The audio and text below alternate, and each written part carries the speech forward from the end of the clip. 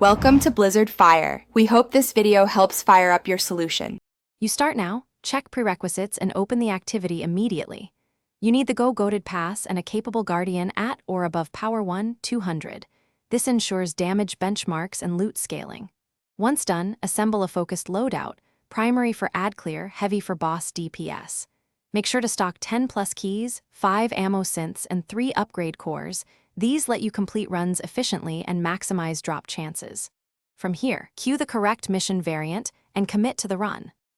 Once you enter the run, focus on controlling ads and managing boss mechanics. This preserves heavy ammo and uptime. Use crowd clear supers for waves, then switch to single target DPS when the Gatekeeper staggers. Make sure to time your heavy rounds and grenade use for stagger windows. This raises the chance of the mythic drop. Keep objective chains moving. Failed or slow objectives reduce overall loot rolls. Transition between rolls with clear calls, and maintain momentum to reach the final encounter intact. At the final phase, execute the boss mechanics precisely to open the mythic loot roll, burst DPS during the final stagger, and claim the chest immediately.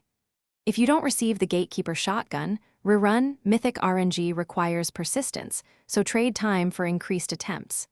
Make sure to check power level, active mods, and that the DLC is enabled if drops feel suppressed. If problems persist, relog or reset the activity. Often a session refresh clears desyncs and restores proper loot tables. Thanks for watching. If you found this helpful, don't forget to like and subscribe.